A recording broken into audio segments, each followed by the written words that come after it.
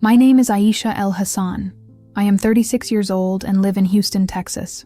I am the wife of Isef, a devoted mother of 2 wonderful children, and until recently, a highly respected and accomplished woman in my community. I work as an elementary school teacher, a role I have embraced with love and care, because I believe in the power of education to transform lives. I have always felt fulfilled when I saw the sparkle in my students' eyes when they learned something new.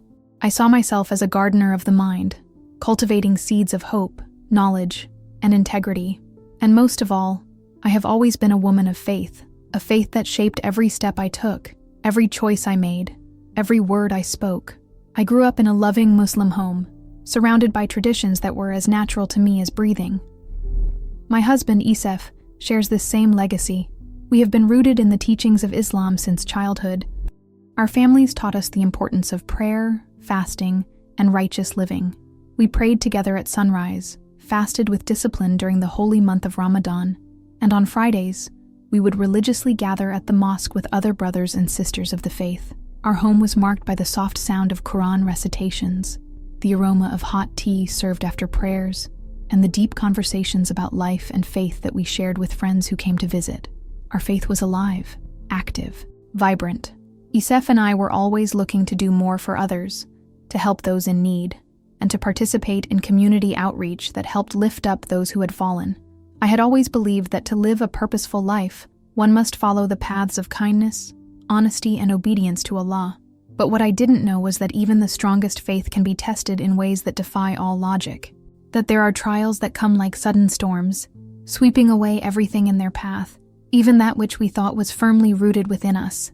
It was in the year 2023 that the opportunity I had dreamed of since I was a little girl finally knocked on my door. The Hajj, the pilgrimage to Mecca, the 5th pillar of Islam, was more than a religious duty for me.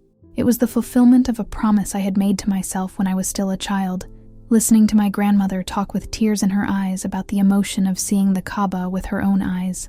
Since then, I have kept this desire deep in my heart. For years, I saved what I could. I sacrificed small luxuries, sold some jewelry I had inherited from my mother, gave up family vacations, all for the sake of this dream. And Isef supported me with a quiet but constant love. He saw the fire in my eyes every time we talked about the Hajj. He knew that this calling was something that came from my soul. Our children, even though they were young, they were only 7 and 9 at the time, understood, in their own way, that Mom was preparing for something sacred. They helped me pack my bags, drew me little letters to take with me. "Mommy, pray for me there," my youngest son said, handing me a piece of paper with a heart drawn on it in red crayon. I tucked the note into the pocket of my white robe. When the day arrived, I was filled with a mix of emotions: nervous, excited, hopeful, and most of all, grateful. I felt like I was on the brink of something much bigger than I could comprehend. As I boarded that plane bound for Saudi Arabia, my heart was beating like a drum. Around me, other pilgrims shared the same emotion. Some prayed quietly, others stared out the window with teary eyes. There, on that plane, we were all the same, souls thirsting for closeness to the Creator. Arriving in Mecca was an indescribable experience. Nothing I had read or heard could prepare me for what my eyes would see. The city was a living tapestry of cultures, languages, and stories. Millions of pilgrims filled every street, every corner. The constant sound of prayers, the scorching heat, the movement of the crowds. It all seemed part of a divine choreography. It was as if time had stopped and yet accelerated at the same time. Walking up to the Kaaba, seeing it with my own eyes, took my breath away. My legs trembled, and tears streamed down my face without me even realizing it. It was real. I was there, at the heart of my faith. But as I came to discover in the most painful way possible, not every sacred encounter takes place in the light. Sometimes, even in the holiest city, shadows creep in. The first few days of the pilgrimage were filled with mixed feelings. There were moments of profound spiritual peace, when I prayed in silence surrounded by strangers who felt like brothers. But there were also moments of confusion, of disorientation. The crowds were immense.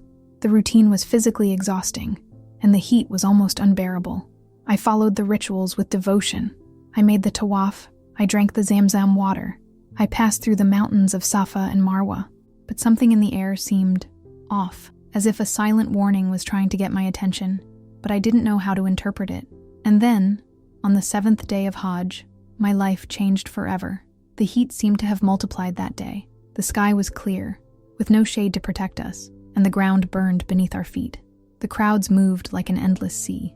It was like being inside a giant living body, with each person a pulsating cell trying to find room to breathe. I should have felt safe in that ocean of faith, but instead, a feeling of vulnerability began to spread within me, an uneasiness that grew with every step I took. In that sea of devotion, something dark was approaching, and even surrounded by millions of faithful, I felt completely alone. It was hard to describe what I was feeling. There was a whirlwind of voices, thousands of bodies moving in every direction, the air thick with the smell of sweat, dust, and incense burning in some distant corner. The sound of prayers mixed with the shouts of the guards, the constant murmur of the faithful, and the muffled sounds of footsteps. It was as if the world was pulsing around me, but with no room to breathe. With every step, I felt my body bump against someone else's. Shoulders, elbows, hands. It was impossible to walk without touching, without being touched. And even though I knew this was part of the experience, something inside me began to stir strangely. I have always considered myself a strong woman. I was not fragile. I never had been. Life had not spared me. My childhood was hard, marked by hardships, absences, bills that never closed, and nights when my mother would cry quietly in the kitchen. I had experienced losses, illnesses, and times when I had to be strong for others, even when I myself was falling apart inside. So when I began this pilgrimage, I thought I was ready, prepared spiritually, physically, emotionally. After all, this was the most sacred journey of my life. How could I have imagined that it would be precisely there that my strength would be broken so brutally? Yes, I knew the stories. Stories that circulated in hushed tones among women, almost like forbidden whispers.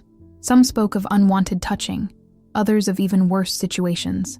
But I always believed that this was an exception, that such things would not happen to me, especially if I was careful. And I was. I followed every recommendation. I stayed with my group, kept my gaze down, my body covered, my mind focused on my prayers. I was there for Allah, for faith. Nothing else mattered. I believed with all my heart that I was protected by the sanctity of the place. Until that day, we were in the middle of the crowd, circling the Kaaba to perform the tawaf. It was a part of the ritual that I had looked forward to with excitement and awe, a moment of deep connection with the sacred. But that day, the heat seemed more intense, the ground harder, the space tighter. People jostled and pushed each other, trying to move forward, each with their own spiritual urgency. My feet ached terribly, and sweat ran down my back. Then I felt it. At first, it was a fleeting touch, a hand brushing against my side. I thought it was just someone trying to keep their balance in the crowd, an inevitable accident in that sea of bodies. But a few steps later, I felt it again. This time it wasn't just a touch. It was a deliberate pressure, a hand that shouldn't have been there. I turned quickly, trying to identify who was behind me, but I saw only anonymous faces, focused on their prayers, their own journeys. My heart raced, my stomach lurched, and a cold sweat broke out on the back of my neck. I tried to pull away, to gain space, but there was nowhere to go. We were all packed together, like waves crashing against rocks. And then came the worst. A firm hand, one that wasn't praying, one that wasn't there in devotion, one that grabbed my body with intent and cruelty. My brain froze. My voice was lost. I wanted to scream, to move, to react, but I couldn't. It was as if my body had disconnected from my soul. Everything around me kept moving, indifferent to the violence unfolding around me. No one saw, no one heard, and even if they had seen, would they have done anything? When I finally managed to break free, I was swept away by the crowd like a leaf carried by a current. My eyes were blurry, my breath shallow. Everything seemed out of focus, like a nightmare I couldn't wake up from. When it was all over, I was alone, literally and internally. Every part of me felt disconnected from the other.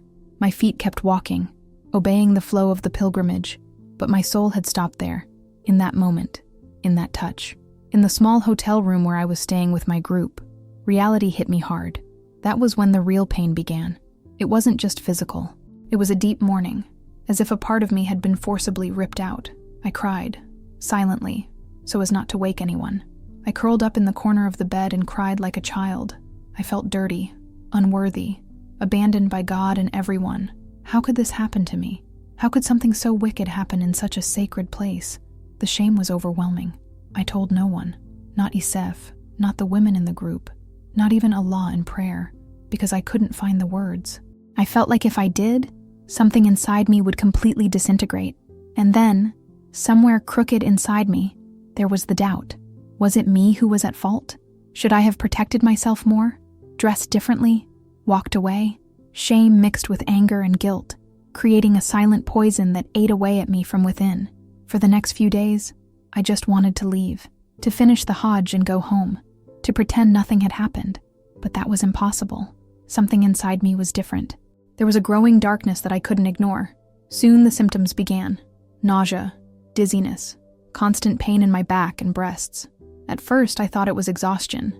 After all, the Hajj was physically exhausting, and the heat was merciless. But a part of me already knew. I knew even before the delay. I knew it in the way my body reacted, as if something strange, something outside of me was taking shape. I was pregnant. It was like falling into an endless abyss. My heart stopped. I refused to believe it, to accept it. It was as if my mind was trying to protect itself from the truth, creating a barrier between me and the horror of it all. The nausea, the pain, the chills. It all made sense now, but I didn't want you to. I didn't want to name it, because naming it meant recognizing it, and recognizing it meant living it all over again, with even more pain. I wanted to disbelieve. I wanted to think that it was all just a delirium caused by the heat of the desert, by the fatigue of the pilgrimage, by the stress accumulated in my body and mind. But deep down in my heart, I knew exactly what had happened. And this realization fell upon me like an avalanche, crushing everything I thought I was, everything I believed in. I was pregnant, and it wasn't a miracle. It wasn't a blessing I'd expected or lovingly planned.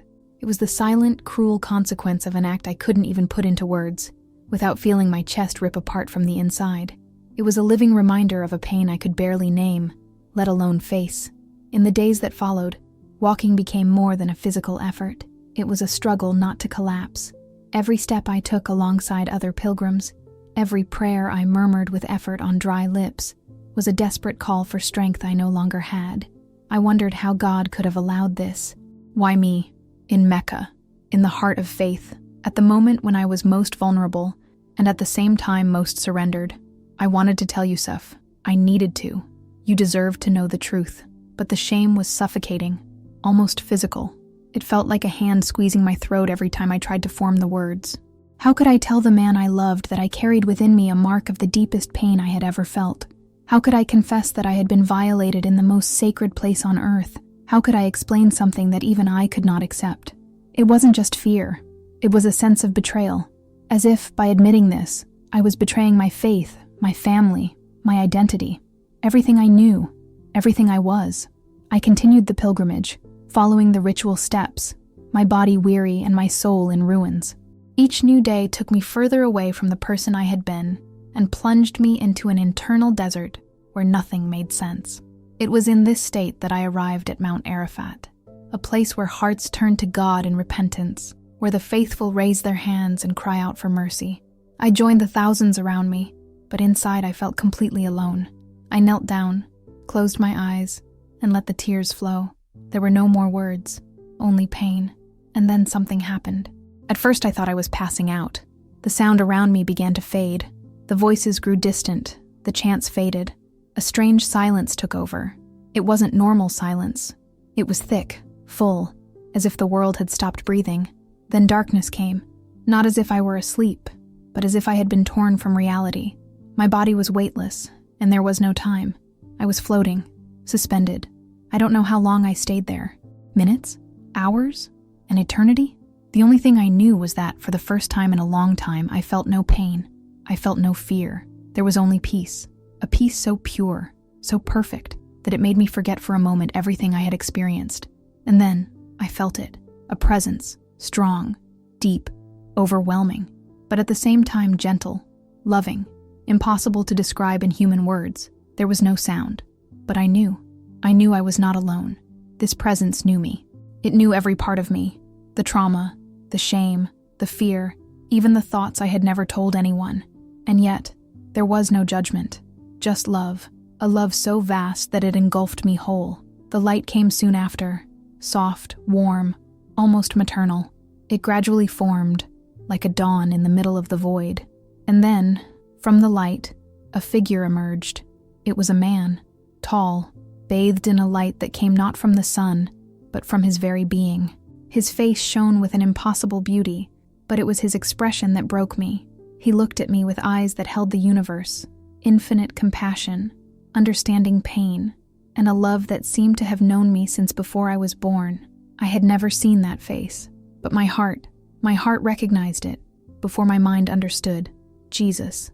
That name exploded inside me without anyone saying it. It was as if my whole being said, yes, it's him. I had been taught to respect him as a prophet, to recognize him as a righteous man, a servant of God. But there, in that presence, something changed inside me. He was not just a prophet. He was more, much more. He was the Son of God. And in that moment, I knew, with all the certainty a soul can have, I knew. He spoke to me, not with audible words, but with a voice that touched every cell of my being. Aisha, he said, you have suffered. You have lost so much, but I am here. I have come to show you the truth. I cried. The tears fell from a place so deep inside me that I didn't even know existed. I couldn't speak. I could only cry. Your pain, he continued, did not go unnoticed. I saw it. I was with you every moment. You were not alone. Even when you thought you were, I carried you. He stepped closer, and the light around me grew brighter. I no longer felt weak. I no longer felt ashamed. For the first time since everything that had happened, I felt whole, like even though I was broken, I was loved. You have been called, Aisha, he said, and now the true path begins. In that moment, all my pain, all my fear dissolved, and for the first time I wanted to follow him, not out of obligation, not out of doctrine, but out of love, for that love that found me when no one else could, for that love that saw me at my worst and still called me by name. And that's when I knew my life would never be the same again. And then, in an instant that seemed eternal, the space around us changed again. The radiant light that had once gently enveloped me began to dissipate, giving way to a gloom that expanded in every direction. The atmosphere changed.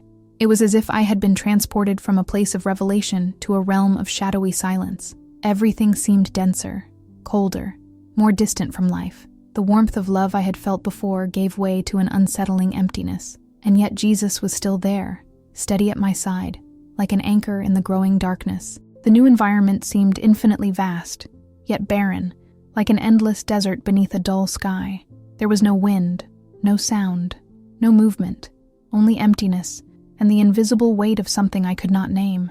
But even in the silence, I could sense that something lurked there, something ancient, sad, broken, something that cried without a voice in the heart of that void. Jesus turned to me, his eyes filled with a compassion so deep it made me tremble, wet with sadness. Aisha, he said, in a voice that seemed to contain centuries of human suffering. Look at this. At the same moment, the darkness around us began to part, as if invisible curtains were being drawn aside, and what followed stole my breath. Before me lay a sight that no heart could bear without breaking. I saw children, small, fragile, serene, but still. Their faces were peaceful, but their bodies lay still. Babies, hundreds, thousands, millions. They were there, scattered like dry leaves on an invisible floor, floating on the threshold between being and not being.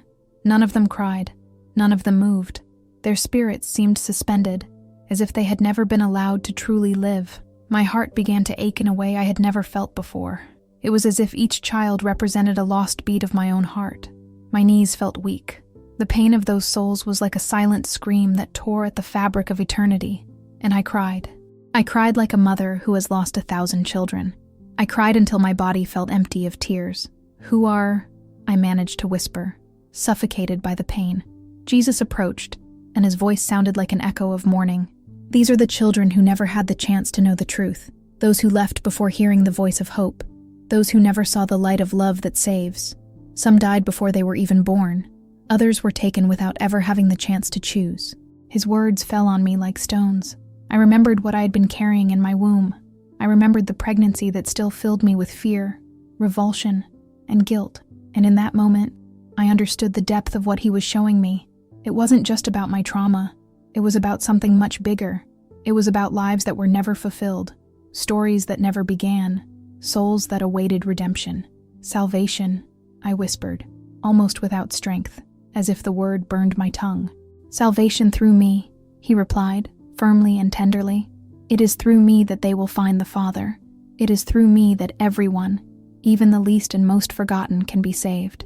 The words echoed within me, vibrating in every cell of my being. The pain of the children, the darkness of that place. It all made sense now. The vision was not meant to condemn me. It was meant to show me how vital the truth was, how much God's love needed to be known. I wept, but now it was not just out of sadness. It was also out of understanding, for the revelation of something that transcends the boundaries of religion, culture, and even life. And then, without warning, the darkness dissolved once more, like smoke in the wind, and before me stood a new figure, tall, imposing, and surrounded by an aura of quiet dignity. It was a presence I had known since childhood. It was the Prophet Muhammad. My heart sank. I felt a mixture of awe and confusion. I had loved him. I had followed his life, his teachings, his words. And now he stood there, looking directly at me. But something was different. He didn't look triumphant. He looked sad. Not a sadness of defeat, but of acceptance. A sadness of knowing that something must be left behind so that something else can move forward. He approached me, with slow steps, and eyes full of tenderness. "Aisha," he said, his voice as soft as the desert wind. "You have known my teachings. You have walked under my guidance. But now the time has come to see beyond." My heart felt like a dam about to burst. "But how?" I tried to say, but my voice failed. "How is this possible? You are the messenger, the last." He smiled with a compassion that seemed to weigh centuries. "I was sent to guide, but even guides point to something greater than themselves. The truth you seek is in the one who sent me, the one who sent Jesus. I am not here to trap you, Aisha. I am here to set you free." His words were like blades cutting through the invisible bonds that held me. I cried again, but this time it was as if my soul was crying, washing away years of fear, confusion, beliefs, and prisons. As his figure began to disappear, I felt Jesus approaching again. His gaze was so intense, so pure, that I could barely hold my eyes in his. "Come to me, Aisha. I am the way, the truth, and the life. I have always been here, waiting for you." And in that moment, without understanding everything, but understanding enough, I said yes. Yes, with all my being. When I woke up from the vision, my body was drenched in sweat and tears. My muscles ached as if I had been in battle, and perhaps I had. But inside me, a flame had been lit, a flame that no darkness could extinguish. The next day, I summoned up the courage to reach out to a Christian friend I'd known for years, a kind, quiet woman of unwavering faith. Her name was Emily. Throughout college, she had been a steady, quiet presence in my life, someone who didn't impose her beliefs but lived them authentically. I remembered how she would pray before meals, even when everyone around her scoffed or rolled their eyes. There was something about her peace that, at the time, I found odd, maybe even naive. But now, after everything I'd seen, that peace was exactly what my heart longed for. I sent her a simple message. "Can you meet me today? I need to talk." She responded almost immediately, arranging to meet at a coffee shop near the hospital. When we met, my body still bore the signs of my hospitalization, the dark circles under my eyes, the hunched posture, the scars of sleepless nights in my eyes. But she welcomed me with a warm embrace, without judgment or questions. It was the first genuine human gesture of welcome I had felt in days. We sat by the window. I was shivering, not from the cold, but from anticipation. How could I put into words what my heart could barely understand? How could I confess to someone, even someone I trusted, that something had shattered my world from within? "Emily," I began, my voice breaking, "do you believe that God can reveal himself in dreams?" She didn't hesitate. Her eyes shone with calm certainty. "Yes, Aisha. He speaks to us in many ways, and he uses dreams when he wants to touch our soul deeply." I took a deep breath, and then I poured it all out. I told her about the vision, about Jesus, about the children, about the Prophet Muhammad. I told her about the pain, the love, the revelation.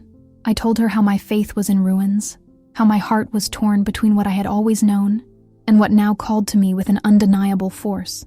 Emily listened without interrupting, her hands clasped on the table, her eyes brimming with tears. When I finished, there was a thick silence between us. It was the kind of silence that only exists between two people who are faced with something sacred. She then reached out and placed her hand over mine. It was warm, firm. "Aisha," she said in a soft voice, "you are hearing the voice of the Good Shepherd, and he is calling you by name." My tears began to fall before I knew it. It was as if something inside me had finally let go. For days I had carried the weight of this revelation alone, and now, for the first time, someone understood. Emily didn't try to convert me. She didn't try to push me into any church or doctrine. She just listened to me, prayed with me, and gave me a Bible, a small, blue-covered Bible with my name engraved on the first page, "To Aisha, who courageously seeks truth." In the nights that followed, I began to read that book in silence, by the dim light of the lamp. Jesus' words leapt from the pages like arrows, striking straight to the center of my soul. Each sentence was like an answer to the questions I had not yet been able to formulate. "Come to me, all you who are weary and burdened, and I will give you rest." This sentence, in particular, hit me hard, because I was tired of pretending, tired of fighting what my heart already knew. Yet every step I took toward Jesus felt like walking on hot coals. I felt the heat of guilt, the fear of rejection. I thought about my family, my mother, my baby's father. I thought about all the things I would lose. But the more I read, the more I understood that following the truth meant losing some things in order to find that which was eternal. One night, as I knelt on the floor of my bedroom, with the Bible open before me, I spoke out loud, not as a Muslim, not as someone in fear, but as a daughter seeking her father. "Jesus, I don't know how to do this. I'm afraid, but I believe that you are the way, and if you call me, I will go. Even if I lose everything, I will go." And there, in that silent surrender, I felt something that no words can explain. It was as if the very presence of God enveloped me, welcomed me, lifted me up. It was like coming home after a lifetime of loss, and I knew that I was no longer alone, that I would never be again. The journey that awaited me would be difficult. I knew it, but for the first time in my entire life, I was certain that I was on the right path. I knew she had always prayed for me, and I trusted her more than anyone else in my life. Emily wasn't just a friend. She was a kind of silent anchor, someone whose steadfast faith and unconditional love had touched me even when I wasn't ready to acknowledge it. Never before had I had the courage to share with her what had happened. The vision, the encounter, the spiritual shock that had torn my heart in two. But now I couldn't keep it to myself any longer. I needed help. I needed someone to walk with me as I tried to make sense of this new and bewildering journey unfolding before me. I sat beside her, trembling, the words stuck in my throat. When I finally began to tell her, my voice wavered, and the tears flowed without asking for permission. But she didn't interrupt me. She listened to everything with a preternatural calm, her eyes filled not with astonishment, but with deep compassion, as if she already knew, as if she had been waiting for this moment for years. "Aisha," she said softly, her hand resting over mine, "I've always prayed for you. I've always hoped that one day you'd see the truth, and I'm here for you, no matter what." Her words pierced my chest like a balm, exploding in my soul like a silent bomb. For the first time since that vision, I felt like I wasn't alone. I wasn't crazy. I wasn't lost. There was someone who understood, someone who would not only accept me, but walk beside me, even when the world around me began to fall apart. But even with this precious support, I knew the road ahead would be difficult, maybe even cruel. I felt, almost physically, that I was about to walk into a storm. The ridicule, the rejection, the hostility, it would all come. And yet, as I knelt that night in the silence of my room, with the lights off and my heart pounding, I felt an unexpected peace, a humble but firm assurance that I was on the right path. I had no idea where this path would lead me, but I did know one thing. The truth had been revealed to me, and I could no longer deny it. The next few days were like walking through fog. Each morning I woke with a heavy heart, dreading the very act of existing. The world outside seemed bigger and more hostile than ever. My mind still reeled from the vision I had seen, from the silent words exchanged in that sacred place between me, Jesus, and the Prophet Muhammad. But now, more than the memory, there was a growing conviction.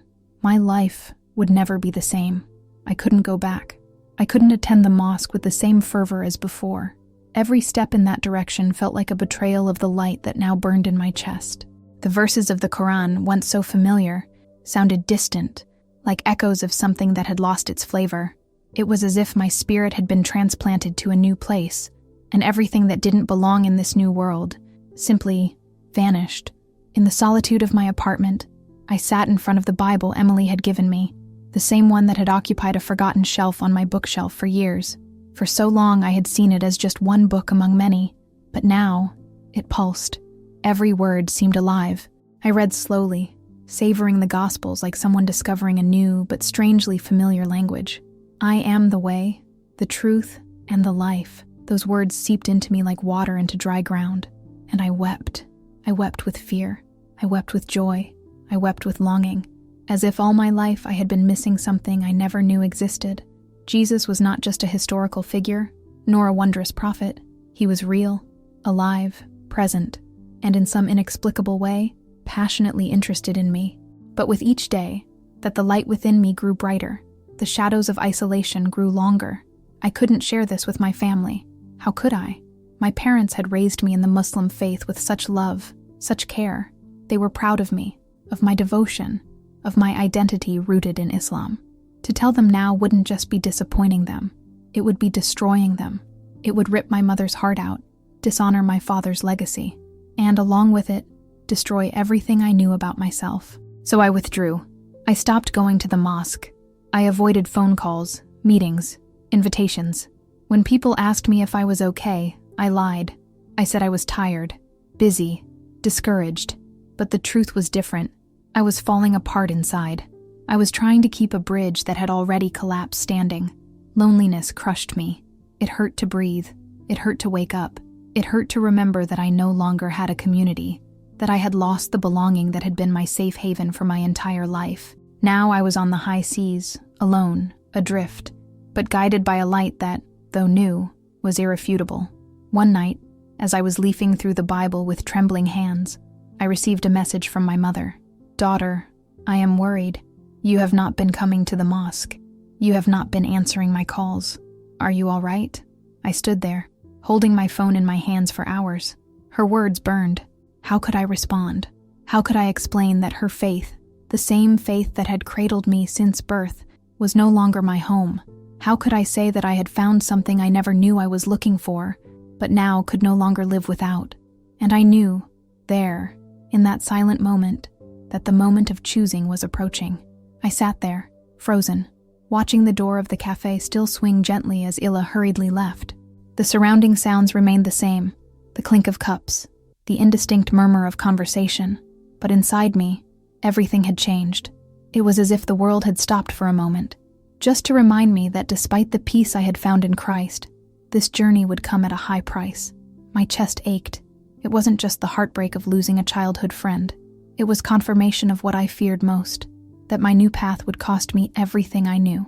I felt the tears fall, hot and silent, marking my face like liquid scars. This was the beginning of grief for a life that was being left behind, for friendships that would not survive, for an identity that was being undone before my eyes. But even in the pain, there was a strange steadiness within me, as if Jesus were invisibly holding my hand, telling me that he knew exactly what it was like to be rejected by his own, that he too had been betrayed, abandoned, misunderstood. The knowledge that he understood me was the only thing that kept me from falling apart completely. Over the next few days, the emptiness deepened. Ila didn't respond to my messages. Other friends began to drift away, even though I didn't know exactly why. Their absence was a deafening silence. At the mosque, my absence became a topic of conversation, a buzz that I knew would spread like wildfire. My parents began to ask me more insistently about my faith, and I continued to hide behind evasions. But Jesus was there. Every time I prayed, every time I opened the Bible and read the words that had once seemed foreign to me, now burned with life. Blessed are those who are persecuted for righteousness' sake, for theirs is the kingdom of heaven. It felt like it was written for me. It was as if he were preparing me, sustaining me with eternal truths, while everything around me was crumbling. I started attending small Christian meetings with my friend. It was discreet, almost secret, but there, in that circle of people who didn't know me, I found something I never imagined: acceptance. My past, my origins, or even my doubts didn't matter. They welcomed me with a love that didn't require explanations, a love that could only come from God. Yet every step I took toward Christ seemed to cost me a part of my old life, and in a sense, that was exactly what was happening. It was as if I were dying to who I was, being stripped of everything that defined me, my culture, my family, my roots. But at the same time, I felt like I was being born again. Something new was blossoming within me, something pure, genuine, unbreakable. And then, one silent night, lying in the dark of my room, after hours of crying and praying, I made an irreversible decision. I would give my life to Jesus, not just in secret, not just in private prayer, but with my mouth, with my heart, with my life. I would accept the cross. I would accept the loss, because no pain, no rejection, no loneliness could compare to the love I had found in Him. There, alone, but completely enveloped by His presence, I whispered with a choked voice and closed eyes, "Jesus, I give you everything. My life, my past, my future. I believe in you. I accept you as my Lord and Savior. Guide me, sustain me, transform me, because I am yours, now and forever." And in that moment, something changed. Not on the outside. The circumstances remained the same, but inside, a supernatural peace took over my being. It was as if heaven had descended upon me and embraced me. For the first time, I felt that I was exactly where I was supposed to be. I didn't know how to tell my parents. I didn't know what tomorrow would bring, but I knew, without a shadow of a doubt, that I was no longer alone. I had found the way. I had found the truth. I had found life. Ela was my closest friend. Not just a friend, a soul sister. We grew up side by side, sharing dreams, secrets, and prayers. She knew every part of me, or at least I thought she did. I always imagined that if anyone would understand me, it would be her. And yet, in that pivotal moment, she turned her back on me with a look of confusion, fear, and almost revulsion. It was as if a veil had been torn between us, and on the other side, I was no longer recognizable to her. For the rest of that day, I wandered aimlessly through the city streets. The lights in the storefronts flickered listlessly, and the sounds of cars, people, and everyday life seemed to come from a world to which I no longer belonged. Every step echoed a thought. If Isla has abandoned me, what will happen when my family finds out? When the entire community discovers that I am no longer who they expect me to be? My heart throbbed with a sharp pain, not only for the loss of a dear friend, but for the anticipation of all the losses yet to come. And I knew this was just the beginning. That night when I got home, my apartment felt colder than usual. The silent walls stared at me like silent witnesses to my growing loneliness. I sat on the living room floor, hugging my knees, trying to contain the emptiness that was spreading inside me. I could feel the isolation like a thick, dark fog that was enveloping me, suffocating my memories, my peace, my courage. The calls from my family, once frequent, had stopped. The messages from my friends had dwindled to silence. It was as if I had ceased to exist to the world that once knew me, as if I had been erased. I became an outcast. But in the midst of this emotional darkness, something unexpected began to blossom within me. A serene, almost illogical peace. It was faint at first, like a dim candle in a dark room, but it grew. A gentle certainty filled me. I was not alone. Even though I was rejected by everyone, I was accepted by the one who called me by name. Jesus was with me. In the days that followed, I immersed myself in prayer like never before. It was no longer the hurried rituals I knew, or the empty repetitions. It was different. I would sit on the floor, sometimes in tears, and just talk to him, or just listen. And in those moments of deep silence, I felt something real, a love that surrounded me, a strength that sustained me. His peace was not like the peace the world offers. It was a peace that took root deep within, even when everything around me was falling apart. And it was in this environment of prayer and surrender that a new conviction was born. I needed to tell my family. I could no longer live divided between fear and faith. It was time to face the truth, to face the consequences of what had become the essence of my existence. I spent days praying for courage. I wrote and rewrote in my head what I would say. I practiced in front of the mirror, trembling. Some nights I cried so hard I fell asleep with my face wet, begging Jesus to be with me, to hold me when my words failed. And he always answered, not with promises that everything would be okay, but with the assurance that he would be there, even when everyone else was gone. Finally, The day arrived. My parents were waiting for me at home. I knew I couldn't put it off any longer. I sat across from them at the dinner table, the same place where we had so often prayed together before meals, where so many traditions had been reinforced. Now, I was about to break with all of that. My hands trembled in my lap. My mother watched me with silent concern, as if she could sense something serious was about to happen. My father's brow was already furrowed with suppressed tension. "Aisha," my mother said softly, "what's happening to you? You've been distant. Are you okay?" I took a deep breath, trying to hold back the tears before I even spoke. "I have something I need to tell you. Something very important. It's about my faith." Silence fell heavily. My father's face hardened. My mother's tightened in a mixture of concern and disbelief. "What do you mean by your faith?" he asked, his voice already taking on a coldness that frightened me. "You've always been a good Muslim, always so dedicated." "I know," I whispered, "but I can't hide it anymore. I found something that changed everything.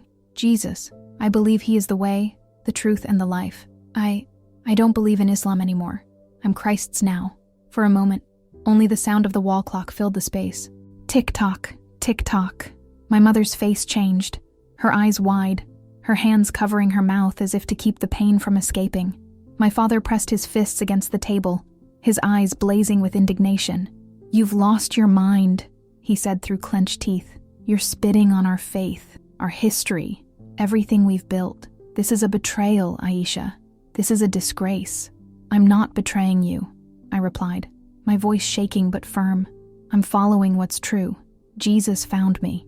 He's shown me a love that's beyond anything I've ever known. I can't deny that." My mother began to cry, her face contorted in pain. "Why, Aisha?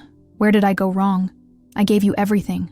My life, my faith, my soul. Why are you abandoning us?" Her words tore me apart. I wanted to run to her, hug her, tell her that I still loved her, that I was still her daughter. But I knew that for her, my decision represented something much deeper. A rejection not just of her faith, but of her family, her culture, her identity that she had fought so hard to preserve. And my father, with eyes as cold as steel, got up from the table and left the room without looking back. That night, alone again in my apartment, I relived every word, every tear, every expression of despair on my parents' faces. Guilt crushed me, but deep down, Jesus whispered to my soul, "I too have been rejected. I too have been despised. But I am with you." And it was with this certainty that, even with my heart in ruins, I remained firm, because I knew the truth sets you free, even if first it breaks everything around us. The messages and calls kept coming. Each one carried a different weight: concern, anger, shock, or pure confusion. Some tried to convince me with soft words, "You're still young, you're just confused. Come back before it's too late." Others, with harsher tones, accused me of betrayal, as if my choice had been a direct affront to the family's honor, to the faith of my ancestors, to the very God they believed they knew. With each new notification on my phone, my chest tightened, but my heart already knew. No matter how painful it was, I would not go back. In the silence of my room, with the blinds half open, letting the evening light paint the walls orange and gold, I sought refuge in the scriptures. My Bible had become a treasure, an anchor in the midst of the storm. I read the Psalms until the pages were worn out. Each word seemed to speak directly to my wounded soul. Sometimes I would kneel and pray with all my being, and in those moments I would feel, with an indescribable intensity, the presence of Jesus.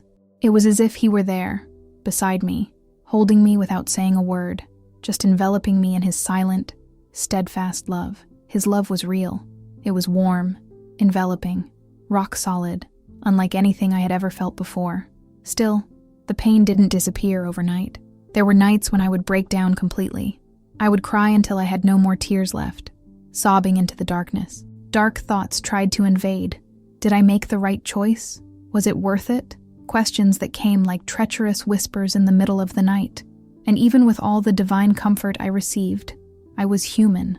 I missed my mother, my sister's laughter, the smell of my childhood kitchen. I missed the life that, until recently, was mine. But every time I delved into those memories, the answer came clearly. Yes, it was worth it, because the truth I found in Jesus was stronger than any longing. He had opened my eyes to a greater, deeper, more eternal reality. It was not an easy choice, but it was the only one possible. I could not, and did not want to, deny the truth that had set me free. Over time, I began to seek out others who had been through similar journeys. I discovered that I was not alone. I met other ex-Muslim Christians, brothers and sisters who had also faced rejection from their families, the pain of emotional exile, the rupture with their former identities, and with them, I found comfort.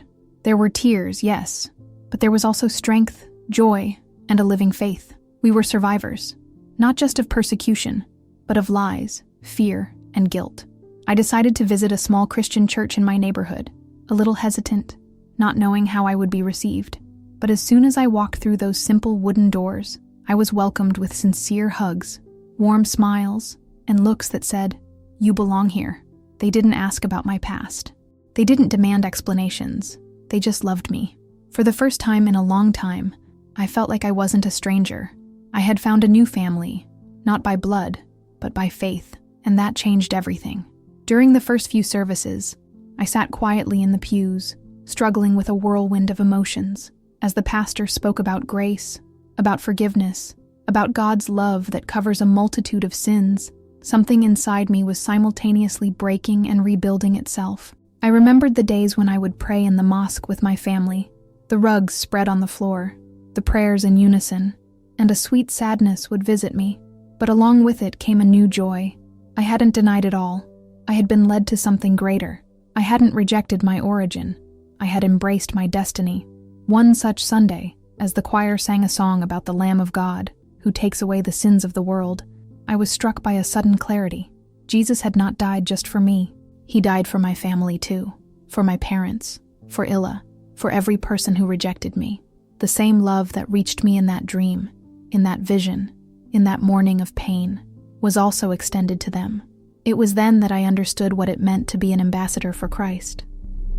To love even those who hate us, to pray for those who persecute us, to cry out for mercy for those who do not understand. At that moment, with tears streaming down my face, I closed my eyes and prayed, but not for myself anymore. I prayed for my mother, for her broken heart. I prayed for my father, that his anger would turn into holy curiosity. I prayed for Illa, that one day her eyes would also see the light that found me. My journey is still far from easy. I know that many challenges will come. I know that there is still pain that I will have to face. But now, I do not walk alone. Jesus walks with me. He guides me, sustains me, loves me with a love that never fails. And even if the whole world rises against me, He remains. I have lost so much. My friends, my family, my place in the community that had been my home for so long. But in the midst of that loss, I have found something infinitely greater. I found the truth. I have found the peace that surpasses all understanding. I have found my purpose. I found Christ. And so, I can say with all the conviction in my heart, it was worth it. It was worth everything.